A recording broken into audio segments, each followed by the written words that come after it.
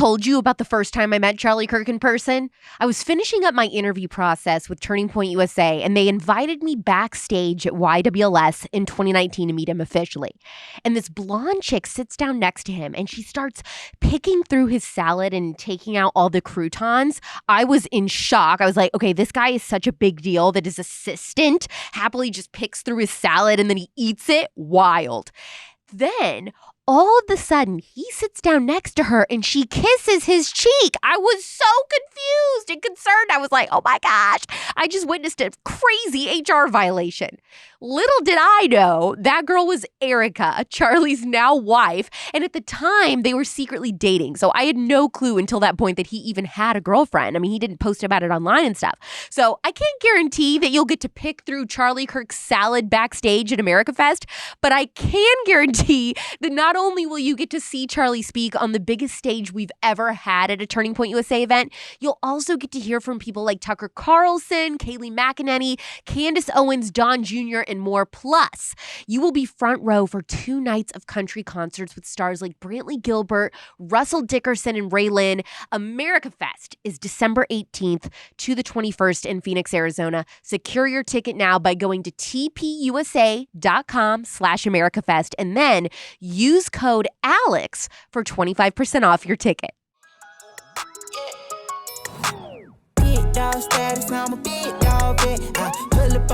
What would you do if you stumbled upon a baby in a utility closet soaking within a bucket of formaldehyde? The baby is smaller than most newborns, but you can make out all of its features and its own unique anatomy. Then you hear something. Someone enters the closet and pushes past you. It's the janitor on duty, there to take the medical waste out with the trash. The janitor grabs the bucket with the baby soaking in formaldehyde and exits past you. What would you say? Would you stop him or her? Would you tell someone that there is an infant who was left to die alone, drenched in a chemical that burns the skin and is highly flammable?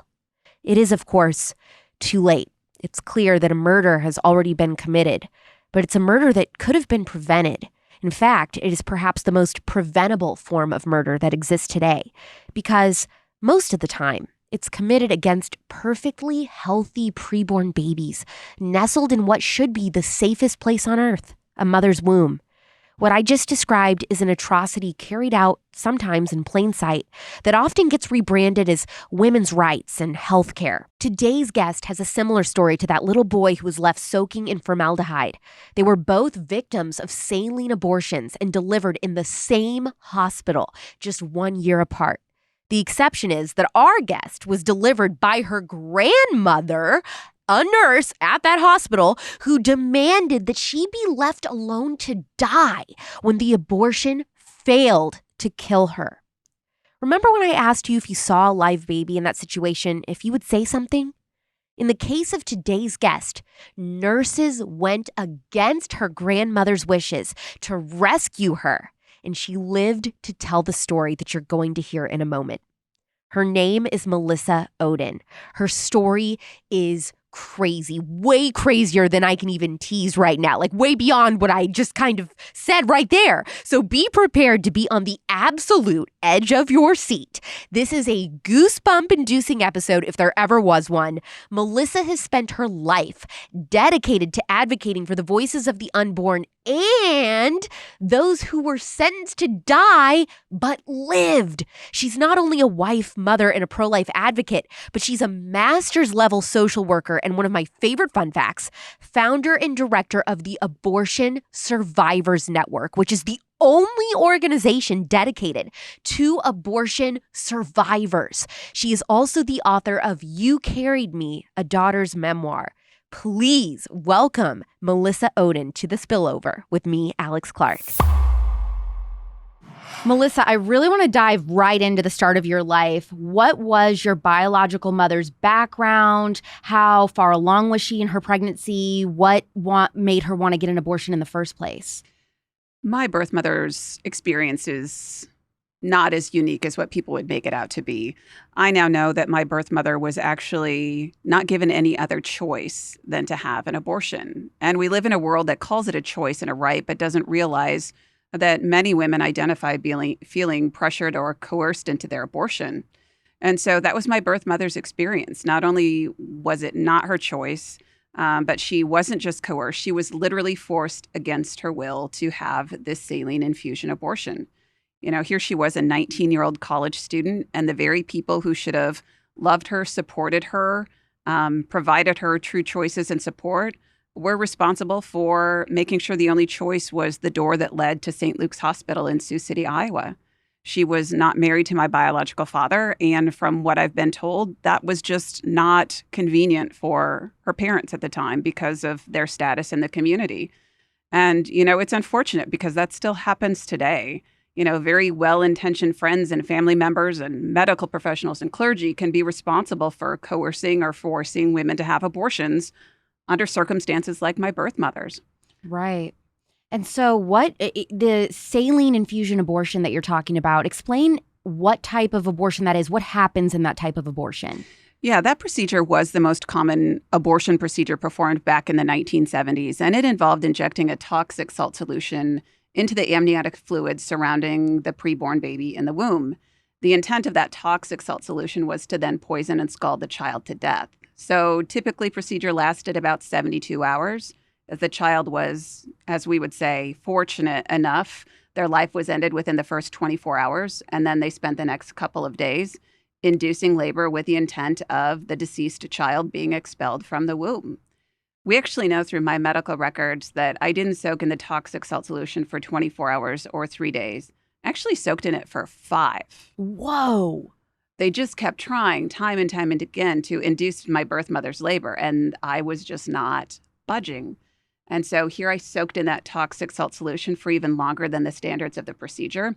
In my medical records, it even indicates they estimated my birth mother to be about 18 to 20 weeks pregnant.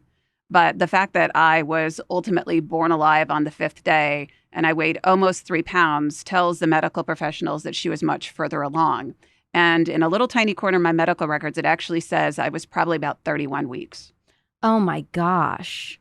And so that moment, you're born alive. Explain what's going on in what you know now. What happened in that doctor's office or in the hospital when you're born alive, and then your grandmother actually tried to what? Explain what happened.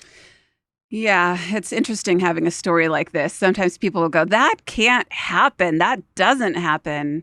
Well, it's happened to me, and I know it happens to children still today. So here they induced my birth mother's labor finally on the 5th day of the abortion procedure, believing that I would be delivered as a successful abortion. And that's the day that I was accidentally born alive. You have a birthday, right? Right. I have a day that I was accidentally born alive. Wow. That I now celebrate as my birthday. And there's something really different about that. The gravity of that is not lost on me. And I wish I could say, Alex, that when I was accidentally born alive in the final step of that abortion procedure, that all the medical professionals just jumped in and saw my dignity and value and provided me medical care. But everything we've heard from people like Governor Ralph Northam of Virginia about infanticide are very much true. I now know that I was laid aside for a period of time while there were arguments about whether I would be provided medical care.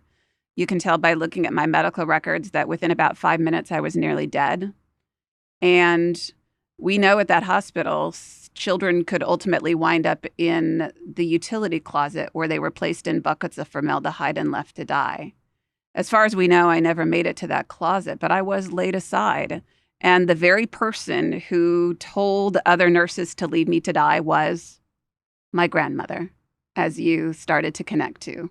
And I was told initially that it was my abortionist who gave that demand, but now I know that it was my grandmother. She was a prominent nurse, oversaw the education of many of the nurses that even worked at that hospital. That's how she was able to force the abortion upon my birth mother. She knew the ins and outs of that hospital.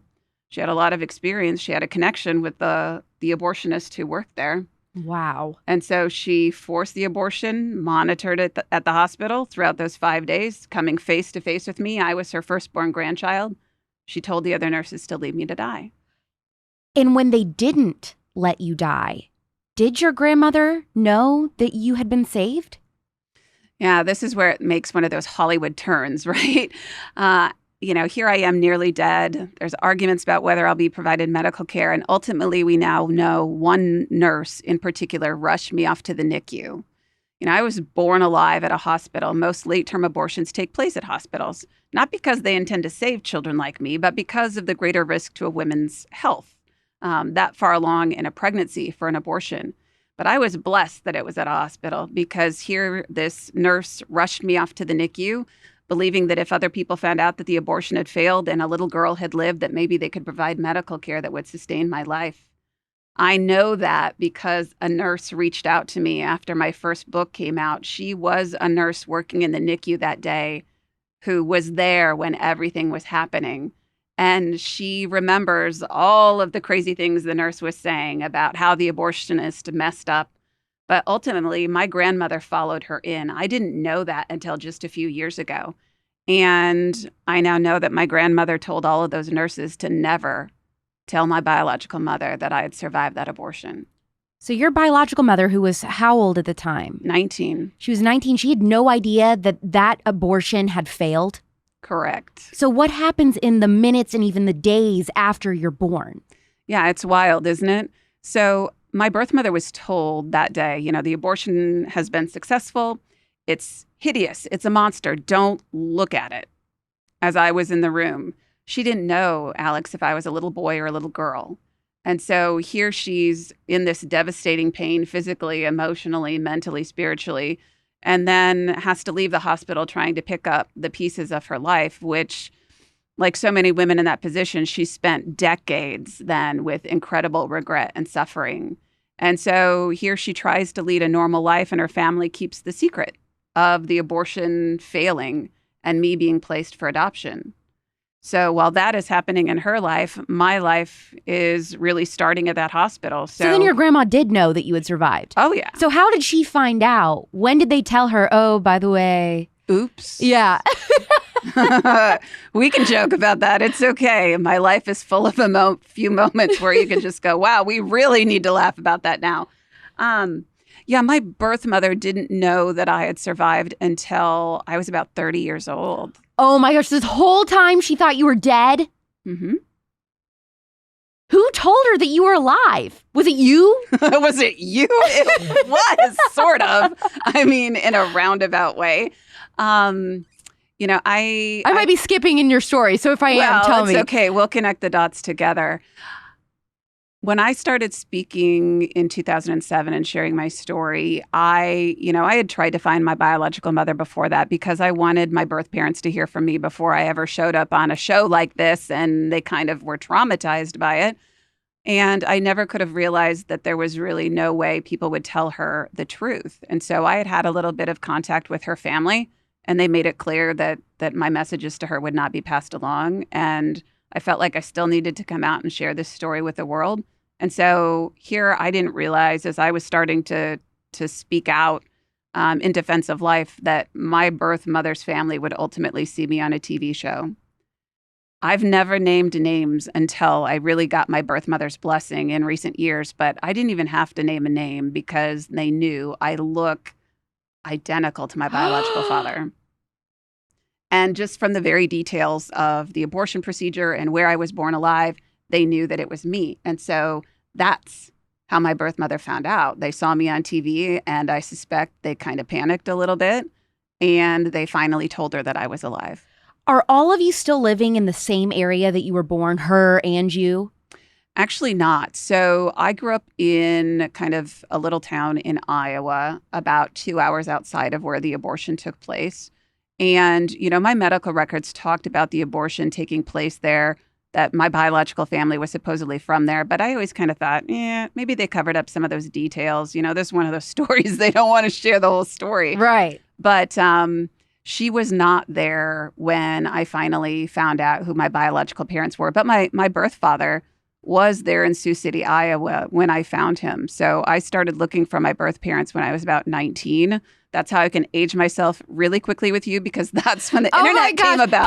Listen, people think that I'm way younger than I am. I'm almost 29, so I'm not like fresh out of college. A lot of people think I'm a lot younger. So I'm actually like I'm one of the oldest people that works at Turning Point USA. The average age of an employee here is like 23, 24. So I'm a little bit older. But I have to know then, tell us about the moment that you find your birth mother and then you connect with her and then you talk with her. Mm-hmm. Where did this conversation take place? How did it take place? And what did you say and what did she say? Yeah, that's a long journey to have even gotten to her. So started looking for her when I was 19, found out who she was when I was 30. So, here she's finding out that I survived her abortion. I'm finding out who she is. And you're the same age that she was when she tried to abort you. Everything's connecting, right? All of these little threads of her story and mine always fit together. And so we didn't really even start communicating for, almost 7 years after that. So we didn't start communicating until 2013. When she found out that the abortion had failed and I was alive, even though she was grateful, she was also really scared because she was afraid that I could love her or forgive her, like I've always said that I do. And for she was afraid that you could love her? She was afraid of me, that whether I could really love her and have forgiven her the way that I say that I do. Because, she really was not loved unconditionally at her home. I didn't know that back then. And, for somebody like me who's led a pretty public life now, she kept thinking people are going to hate me because they love her. And somehow I was responsible for this. And so she was deeply scared of me, unfortunately. And so we started communicating back in 2013. And that was only because another member of her family had reached out to me. My family and I moved to Kansas City. And what they had to tell me then is that I had moved to the very same community that she was living in. Oh my gosh. So she's literally like in your backyard? Mm-hmm. Yeah. So I lived in Sioux City, Iowa, where my birth father was living at the time. So lived in the same city he was living in. Pack up and move to Kansas City for my husband's job. That's what I was thinking. Never could have I realized that's where my birth mother and one of my half-sisters live. So that's how we started communicating. And yeah, those were difficult, really difficult conversations to have, even by email. That's how it all started. So what did you say? The first email, your biological mother, you've never spoken. Do you say, dear mom? Do you just address, what do you say in an email like that? Yeah, it's so complicated. I remember sharing my medical records with her because she had never received any copy of any record, and she had tried over the years. And I'm thinking, how wild is this, that the baby who survived the abortion has the records that the woman who had the abortion can't even obtain? Her mom kept everything from her then. Mm-hmm. Is your grandmother still alive? She's not. So was she, did she live long enough to know that you had connected with her? I think so. Well, her dad did anyway. My grandmother probably passed away before she ever knew that I had connected with my birth mother. But I hope that even for my grandfather who's still alive, I hope that they find some peace and some encouragement with the fact that my birth mother and I are connected. How many times did other people try to really keep us separated? I mean, it's crazy when you look back on her history and mine. Yeah, so how long did you email back and forth before she was willing to meet in person? You want to hear how long it really was? Yeah. About 3 years. Wow. And that was mostly, was it her that was apprehensive or both of you? I think both. I think in situations like this, I think you're both sitting on opposite sides of the computer and thinking, I care about this person, right? I love them as a fellow human being, and I don't want to mess this up. I don't want to make them uncomfortable. I don't want to be weird. I don't want to be rejected. I've dealt with rejection so much in my life. She's dealt with rejection. And I think we were both just not knowing who was going to take the first step. And so, yeah, I was the first one that took the first step. About 3 years in, I emailed one of my half-sisters who lives in that same metro area, And I had grown really close with her too. And I just said, I don't want to make this weird, but I'm probably going to. So, I was just wondering if anybody would ever be interested in meeting.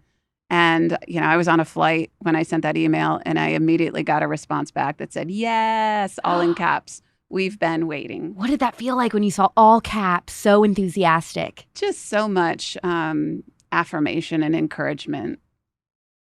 Yeah, there was never anything to be worried about. But there's no rule books, no playbooks for lives and stories like this. So, yeah, we quickly started to make plans to meet face to face. And, we ended up meeting at a very public place. People always thought it was weird, but we met at a zoo.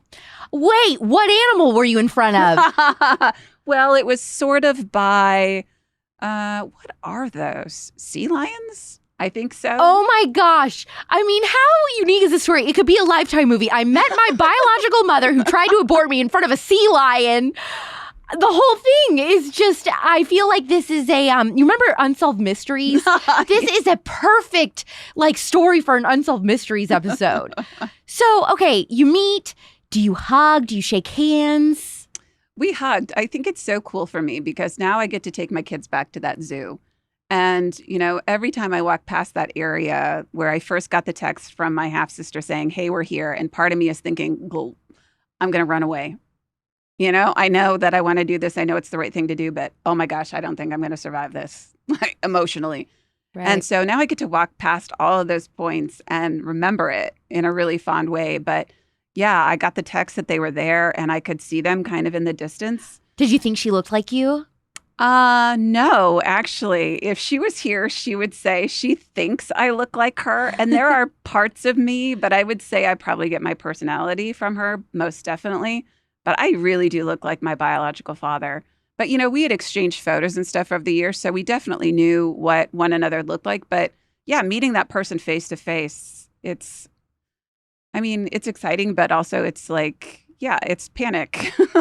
So let me jump back to your life before this, before becoming a public speaker, before becoming a pro-life activist and sharing your story. Where were you living growing up? Because obviously you weren't living with your biological mother. So where were you at that point in your life? Yeah, I thought I led a pretty normal life growing up. So I grew up in a little town in Iowa. I grew up knowing I was adopted. My adoptive parents adopted me knowing that I had survived this failed abortion. I was essentially a special needs adoption. So they had been foster parents before they adopted my older sister, and then they adopted me. And then, they had my little brother biologically after 15 years of infertility. So adoption was just the normal fabric of our lives. So I grew up knowing those things. I didn't find out that I had survived that abortion until I was 14 years old. How did you find out? By an accident. I now work with families around the world trying to help them navigate how and when and what to tell a child who has survived a failed abortion because, I saw it in my parents' lives. They had nobody to turn to. Nobody talked about it. They didn't know that there were other people who survived abortions. They didn't know that there were other parents like them. And so they thought keeping it a secret was the right thing to do. And I think most parents would probably agree with that. And so here they keep it a secret. And when I'm 14, my older sister is facing an unplanned pregnancy as a high school student. No way. Yeah. And as you can imagine, she felt like she had a choice to make. And when our parents found out that she was looking at it as having other choices besides life, they felt like they were supposed to tell her my story. And so that's ultimately how it came crashing down on me. My parents told my sister my story. During an argument one night, she let it slip that she felt like she was more wanted by her biological parents than I was by mine. How did she say it? Literally yelled at me. At least my biological parents wanted me. I was thinking, what? So then did you go run to your foster parents or adoptive parents and ask them what the heck she was talking about? Yeah, I had to wait up for our mom. Our mom was at work that night. And so, waited hours having no idea what ultimately I would find out that night. I was really expecting to get yelled at by my mom for fighting with my sister. And, here she ends up not yelling at me and having to really break my heart and hers. And so, yeah, that night she said, Missy, your biological mother had an abortion during her pregnancy with you and you survived it. What were the immediate feelings you felt after hearing that from your adoptive mother? All these years later, there are really no words. I mean, I remember sitting on the couch that cold October night, and it felt like a bomb had went off. Everything I thought I knew about myself suddenly wasn't true anymore. How could my biological parents have loved me if they attempted to end my life through an abortion? And who was I anymore? I mean, so I'm an adoptee, but I'm also somebody who survived an abortion. What is that? And who is that? And, every emotion, the anger and the resentment and the guilt for surviving when I knew tens of millions of children weren't as fortunate. And, the shame and embarrassment because we live in a culture that calls what happened to me someone else's choice and right to make. And I even struggled with the concept of being a feminist. At the age of 14, I was a conservative and I identified myself as a feminist.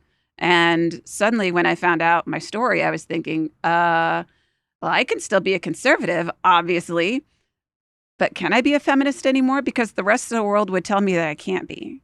Before 14 years old, had you ever even learned about or heard about pro-life versus pro-choice? Yeah, especially, in school. I went to a public school, and certainly even, in my life at the time, there were people having abortions in my school when I was 14 years old. So none of it was surprising to me. But when it hits that close to home, it absolutely changes everything. So did you immediately start looking into what it means to be pro-life versus pro-choice? Did you really become passionate about the topic of abortion at 14 years old? Talk about growing into the activist that you now are. Yeah, I don't know if other activists can relate to what this is like. I started out, yes, I mean, even though it took me years to heal and grow stronger, I immediately started speaking about it at my school, gave a speech on my experience. Really? In high school? Actually, it was like 8th grade. And, it's so funny because still today, I'll get emails from people who were in that class and they'll say, I'll never forget how you left a chair empty that day. Because I was trying to give them that depiction of this is what life would look like if that abortion had been successful. I wouldn't be here. Oh my gosh, that is very good. I mean, visuals for an 8th grader to think to do that. So that's how it all started. But then I went away to college. And I got the message loud and clear very quickly that I needed to be quiet. And I think maybe other people can relate to that. So I went to a fairly large public university. There was no pro-life student group on campus. And, the few times that I would share my story, it was, the comments from people who I thought were my friends, they'd say things like, just because that happened to you doesn't mean you need to talk about it. And just because that happened to you, it doesn't mean you need to be pro-life. And I think one of the most difficult college experiences for me was, here I had this professor who was really supportive of me. I thought he was going to help me really get into a PhD program. And I was in a personality of psychology class, and you were supposed to write about how you became the person that you are. Ding. That's a pretty easy one for me to write about. This is who I am. And so here I wrote about surviving this abortion. And when I got my paper back, he had written all over it. He gave me an A because I deserved it. But he wrote all over it saying, who would have told you such a thing? These things don't happen. He didn't believe what? That abortions happen or that people can survive an abortion? That people can survive an abortion. And that's when I started to be quiet for quite a while because I didn't know that there were a population of other people like me, and I needed to heal and I needed to find a place that I could grow stronger and find my voice. And so really it took me, entering into my own career as a social worker and, working to find my biological parents and find my medical records and find my own voice. And that's why I came forward when I did. What was that moment like when you met your mother, and what was it that you saw in her eyes that haunted you for so long? That's one of those things that makes me emotional. When I met her that day, my half-sister was holding her hand and, essentially kind of placed her hand in mine. And that was so meaningful to me because I'm the oldest sister in a family of 3.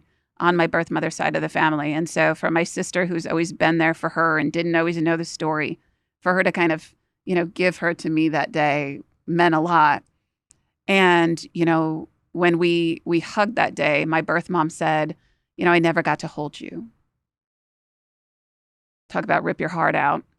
And that's how our day started. And we spent really the day together trying to, start to answer some questions and yet be, as normal as we can. I mean, that's our struggle all the time, is to be a normal family in pretty abnormal circumstances.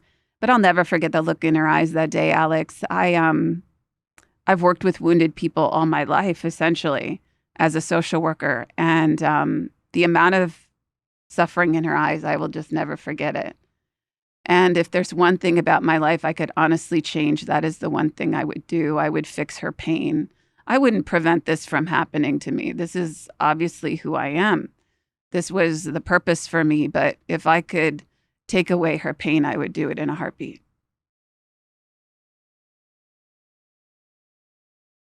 I am curious, going through a botched abortion, has that caused any health issues for you in your life? What are the I don't know what word I'm looking for, but what's the outcome of that? Right. That's okay. People always kind of look at me and go, oh, is there something wrong with her that we can't see? That's what people used to say about me. It's okay. And you're like, well, I would be like, a lot. But right. It depends on the day. When I was first rushed off to the NICU, I did have a lot of health issues. So severe respiratory liver problems, seizures. They thought I had a fatal heart defect just because of the amount of distress I presented with. They thought I would suffer from multiple disabilities. But you know what? By and large, I am pretty healthy. My one kind of claim to fame that I find in our population of abortion survivors is I've had shingles like 12 times. Why do you think that is? Oh, we know why that is. The doctors will tell you it's because, first of all, babies in the womb experience the stress that their mothers go through. So think about my birth mother and all the stress she was going through. Then children like me, we experience the stress of an abortion procedure in utero. So think about being poisoned and scalded for 5 days. I'm pretty sure my body and everything was off the charts. Then you're born alive and people don't provide you medical care. And then you spend time in the NICU. So my body experienced multiple stresses. And so I find this with survivors. We are just constantly, we were born into stress. We are functioning under stress in a world that says we don't exist and champions what happened to us. And so that's how it manifests itself is, a lot of survivors have chronic pain, chronic fatigue, a lot of immune system issues. Yes, some survivors are missing limbs, have, burn marks or, paralysis, those kind of things. But most of us carry kind of these invisible long-term complications. Are one of the invisible complications that you've dealt with just in an emotional sense, knowing that your own grandmother wanted you dead? Most definitely. That's hard for people to hear. I know that it is. For me, I'm a person of faith. And so my faith is absolutely what has allowed me to persevere in the face of it and to forgive my grandmother and my abortionist. I forgave my birth parents first when I was a teenager, not knowing what their whole story is. But I have to forgive people time and time again, the more that I find out in my life. And I don't have any regrets about that. What is your relationship like with your adoptive family and your biological family now? Do you guys all mingle together? What is your life like? So my adoptive parents, so mom and dad, sometimes people hear me speak and they go, oh, do you call them your adoptive parents all the time? No, that's for descriptive purposes. Right. They are just mom and dad. They actually haven't met my birth mother yet, mainly just from a logistics standpoint. And but they're so supportive of my birth mother, and she is supportive of them. My birth mother would say, I was meant to be their child. That's where I was supposed to be. She has always said she doesn't think that her family really would have given me any chance to be loved and supported by them. And that, that gives me some grief, just because it shouldn't have to be that way. But I acknowledge and I respect the fact that that's how my birth mother sees it, that that's the way it was supposed to be. And my mom and dad are my mom and dad. And, I love that they love and respect my birth mom. And, I'm constantly passing along messages, mom and dad say hi, and then I'll say hi back to them from Ruth. And yeah, it's, I'm really blessed. I think you are too. I have been pro-life my entire life. Grew up in a very conservative Christian home. My mom was very vocally pro-life. It was something we always talked about. I never went through a period where I ever thought that abortion was acceptable. However, being someone that has been in the pro-life movement my entire life, I have never, until your story, heard of someone surviving an abortion, actually. And so I'm curious, are you just a 1 in a million case? How often does this happen? You actually started a organization, if you want to talk about that and what you do with other survivors of abortion. Yeah, trust me, I am not that special. I may be, in the face of 70 million lives lost, the number of survivors pales in comparison. But we know statistically there are probably tens of thousands of people like me. There's a great a resource called the Dreaded Complication Series. It was published in the Philadelphia Inquirer back in 1981. If you haven't ever read it, super great resource. In it, Dr. Willard Cates of the CDC talked about how they identified 400 to 500 live births a year from failed abortions. I've done the math. At this point in nearly 49 years of legalized abortion, that puts us at nearly 20,000 abortion survivors in the United States alone. I've seen statistics as high as 44,000 that people have gleaned from looking through failure rates of late-term abortions in particular. And I can tell you, Alex, that children survive abortions still today, even from chemical abortions. And I'm not just talking about abortion pill reversal. I'm talking about both chemical abortion pills being taken and babies still surviving both pills. What typically happens, or what is supposed to happen in a state if a baby is born alive after an abortion? Because like you brought up, Governor Northam, he was saying bizarre stuff, essentially, like talking about infanticide. So what happens? Well, bizarre, but also very real. So, 2019 was really interesting with aggressive abortion legislation and then all of this talk of infanticide. And then we started to see born alive legislation popping up more and more.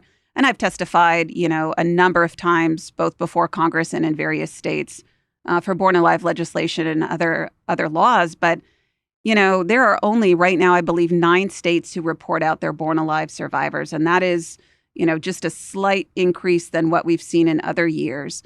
And, in those 9 states, we are seeing hundreds of children surviving failed abortions that they're reporting out. Texas had 6 in 1 year. Minnesota had 3. I mean, Florida is another one. The list could go on and on. Those are the ones that they're even just reporting out. The Minnesota report is pretty interesting because if you read through it, they're one of the few states that also identifies whether a child is provided medical care. Of those 3 children in 1 year, none of them were provided medical care. So that means should they just leave them there to die? Well, they use, the fancy terms like, that they were provided comfort care. Which is what Northam had said. Right. So when you're saying we're going to lay the baby aside and a conversation will happen between the doctor and the mother about what kind of care will take place. And, I see this in other states, too, when I'm testifying. We don't talk about how induction of labor is a very real thing. So they talk about it at the hospital. We're going to induce labor. Okay, you're going to induce labor, and then what? Inducing labor isn't just sometimes inducing labor. It's also inducing labor early on, believing that the child won't survive that preterm labor, or they're not going to survive long after they're born. And so, yes, children are also then laid aside, left to die under those purposes. What have you found with survivors of abortion? Are they typically adopted out, or do their biological mothers decide, actually, I want to keep this baby? Yeah, so I am this walking encyclopedia of abortion survivor information, which is great because we live in a world that needs it. When I first got involved in the pro-life movement, I only knew of a couple people. And now we've connected with 403 abortion survivors over at the Abortion Survivors Network. But we know, again, there's tens of thousands. Most of those survivors are actually raised in their biological family and not placed for adoption. That first surprised me based on my own experience. But, it makes sense, doesn't it? When we know that the child is never really the problem. It's the circumstances someone is going through. It makes sense that then the child is raised in their biological family. And that's how most survivors learn their story, not because it's in a medical record or an adoption file. Yes, that does happen, but most are told their story through their biological family. Do most abortion survivors have any physical defects or anything, or you would never know by looking at them? Most of us, you would never know. So yes, from time to time, you will see survivors. And you'll actually see a survivor really soon in a super cool ad with the Susan B. Anthony list related to the Dobbs oral arguments case. So one of the survivors that have gone through the programs of healing and education and speakers training and all of these things and found relationships that have really empowered her, she was able to take part in an ad with them. And looking at her, you would not ever know that she survived what she did. But she has mild cerebral palsy, hearing loss. So we do tend to find some of those issues in our population also. What type of abortion did she survive? You know what? I don't even know if we know through her medical records. It talks about it happening at about 28 weeks. I can't remember if she's a vacuum aspiration abortion.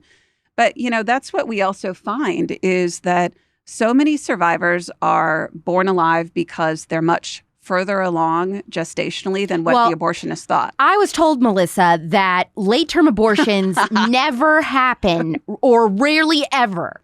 Right. I am so special that it only happened to me. How often are those actually happening? Oh, we won't ever have the statistics on it because they don't want us to know. But I can tell you that of the survivors in our network, so many are told, oh, that baby isn't, any further along than 18 to 20 weeks. And whoops, they're 24 or they're 28 or they're 31.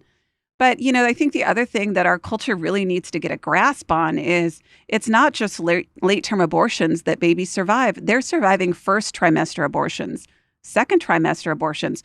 One of my team members, so most of my team at the Abortion Survivors Network survived abortions. Really? Oh, yeah. That's how we roll. I love that. So one of my team, her name's Denisha, and actually she lives here in Arizona. Yes. She survived 2 chemical abortions and a follow-up D&C. She did not know that she survived an abortion until 2019. She's like 47. And how did she find out? I mean, if it's, just to summarize. Yeah, she won't mind me sharing her story. So, when New York lit up the trade towers pink in support of expanding abortion through all 9 months, she felt like she was supposed to reach out to her dad, her biological dad, who she didn't have a lot of relationship and communication with over the years.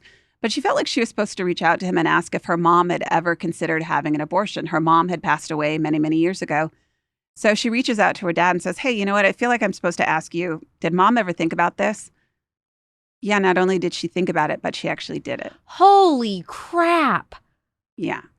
We have survivors, too, who have had abortions themselves.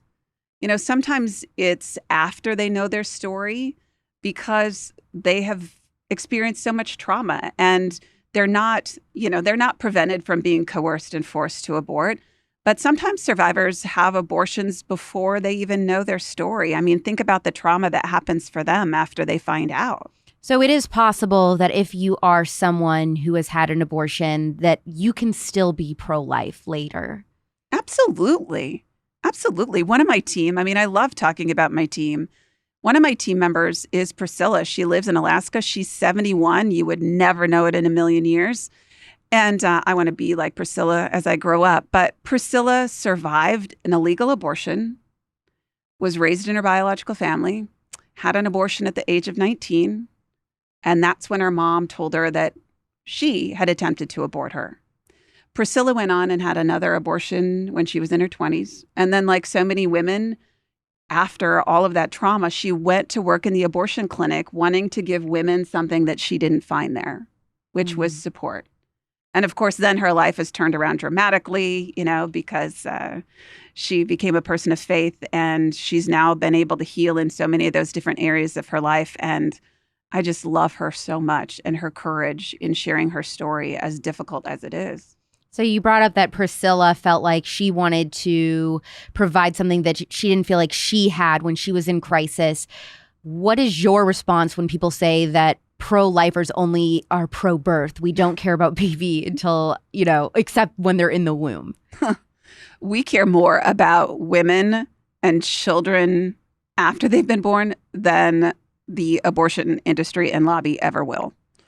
And it doesn't take long at all to look at the pro-life movement and see that, from pregnancy centers to people out on the sidewalk to, other pro-life organizations. Yeah, we talk about being pro-life as being pro-woman and pro-child, and we mean it and we know it. And that's what makes me proud to be in this movement. We don't just care about children like me. We care about women like my birth mother. The organization that you started is the Abortion Survivors Network. Talk about the really special work that you guys do. Yeah, we're the only organization worldwide that serves abortion survivors and even families who need to be healed. Think about both sides of my family, adoptive and biological, and how they were impacted by this failed abortion, and they didn't have anybody to turn to help them.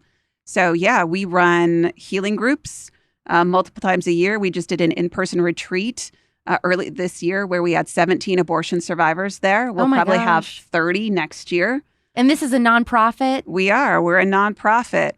And think about that. We are the nonprofit made up of and serving the very people that the abortion industry tried to kill. We're up against the very giant who tried to take our lives. So we offer healing support. We do community and peer support. So we even get together once a month with abortion survivors from as far away as Sri Lanka, Africa. I mean, it is amazing to see people lay eyes on someone who's just like them.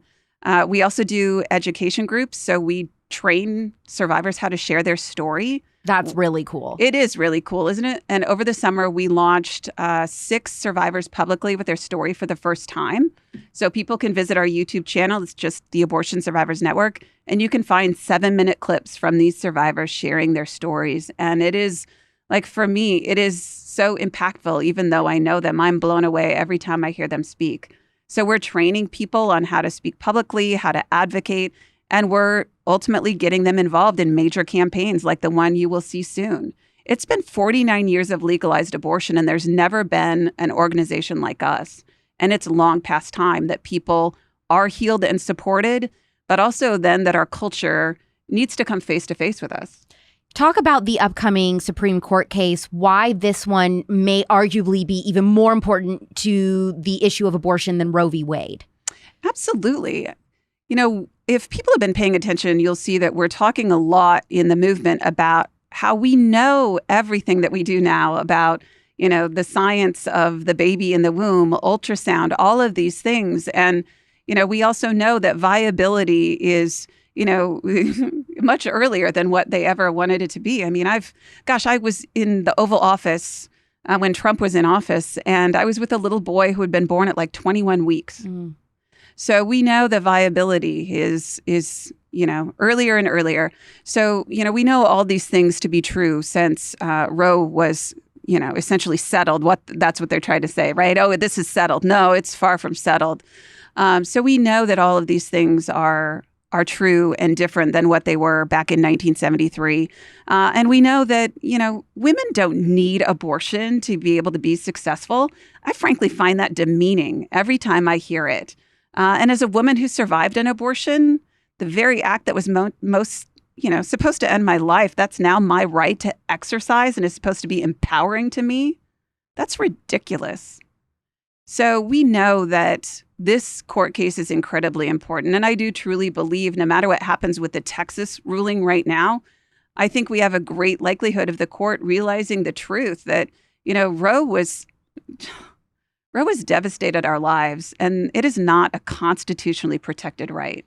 And so what is this case called, and what will it determine, or what could it determine? Yeah, so the oral arguments are on December 1st, and so you'll find it as Dobbs versus Jackson Whole Women's Health, I think is the complete description of that. And so that was headed up really by Mississippi Attorney General Lynn Fitch, who is just a rock star, in my opinion. She makes me want to go to law school. It's just a brilliant brief, first and foremost, but it was based on Mississippi's law that was, really banning abortion at 15 weeks. And so that's when the court was stepping in and saying, whoa, that's completely unconstitutional. Well, let's challenge that. Let's have a real talk about the humanity of preborn children in the womb and the realities that women face. And so that's really what's teed up those oral arguments on December 1st. People aren't allowed into the court to hear those arguments because of COVID protocols, but they are going to be playing those arguments out into the general square. There's a big rally. You will see me there along with lots of other pro-life leaders. I should have the opportunity to give some remarks that day. I have a lot to say. Oh my gosh. I'm excited. That's freaking cool. Okay, so you also are a mother now, which is so amazing. And you were kind of telling me about your daughter is 13.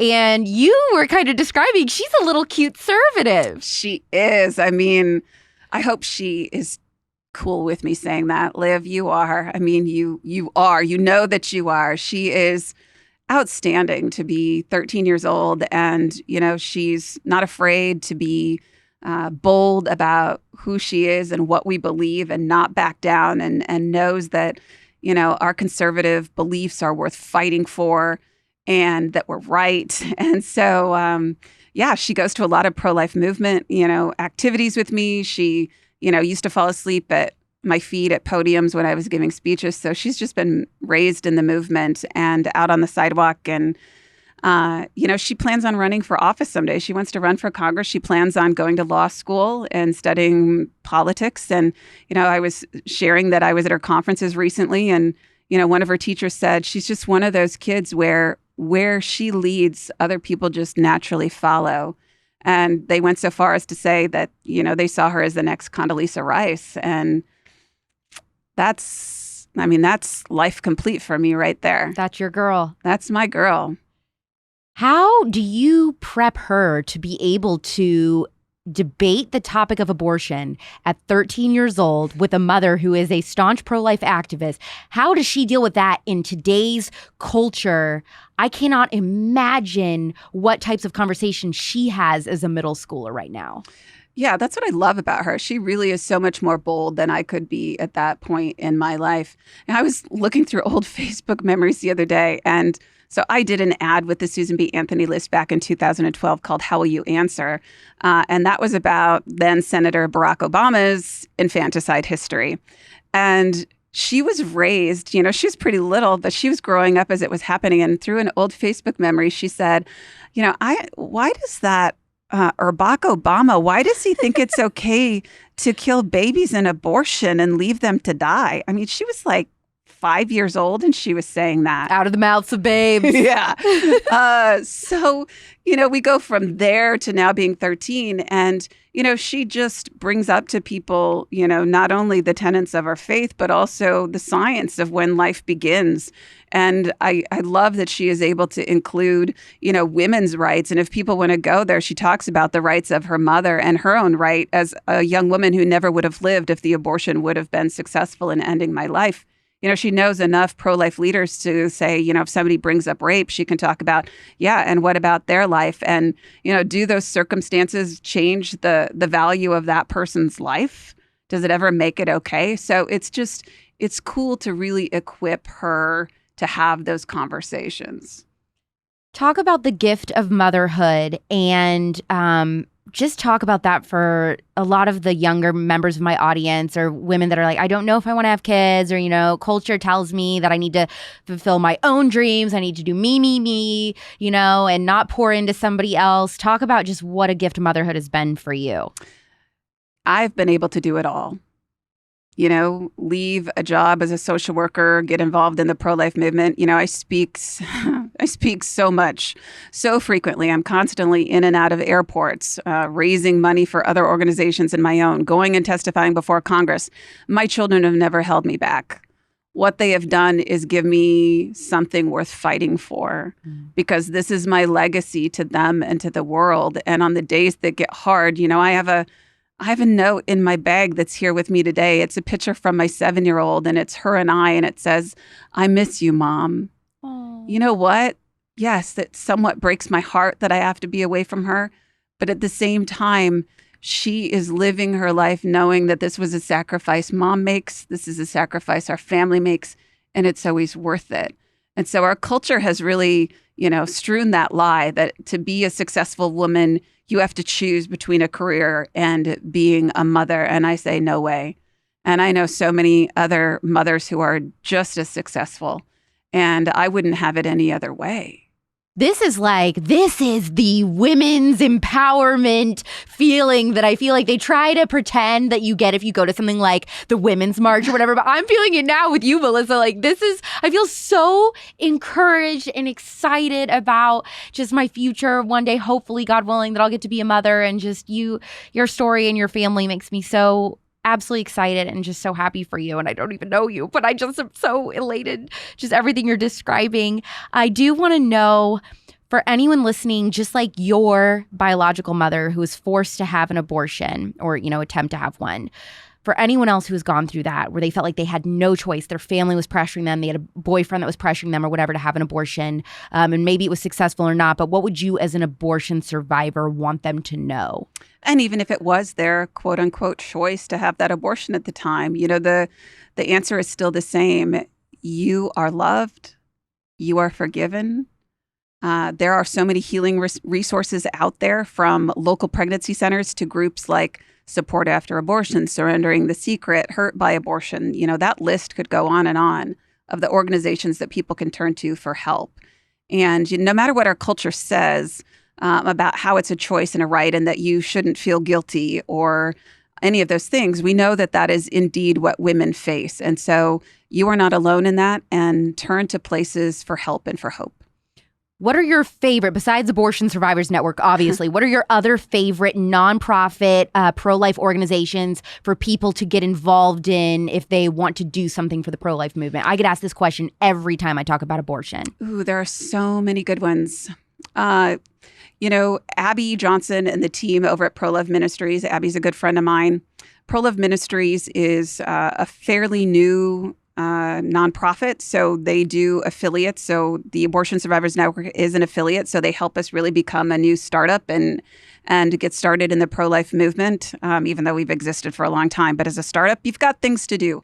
But they help other organizations really start to grow and fill in gaps in the pro-life movement. But they also have one of their own organizations under that umbrella called Love Lines. And if people aren't following that, it's a great resource when women are facing crises in their lives. They really do case management and help meet those needs, help them, navigate systems to meet those needs that it could be driving them to abortion. So Love Lines is an incredible place to turn to. And I'm a big fan of the Susan B. Anthony list, the Charlotte Lozier Institute I work with a lot. Local pregnancy centers are saving lives every single day, and they always need support. Yes, my favorite thing, I'm sure you're familiar with Allie Stuckey. And Allie does something really cool just for her birthdays and holidays and stuff. She always comes up with a pro-life list on Amazon, like a wish list or whatever, a registry, and finds a different pro-life center in the United States and then just encourages people to buy things off their registry and donate to the pro-life center. And she'll post pictures, share pictures from the pro-life centers of like hundreds and hundreds of Amazon boxes of all the supplies that pro-life people have bought for them, that they can't even fit in the door. It's like they're having to buy extra storage for it and everything. And, that's when I think of people saying we're only pro-birth, I'm just like, I've seen the evidence, like whatever. But you have some really exciting stuff happening soon, coming up in the new year. So I want to know about that.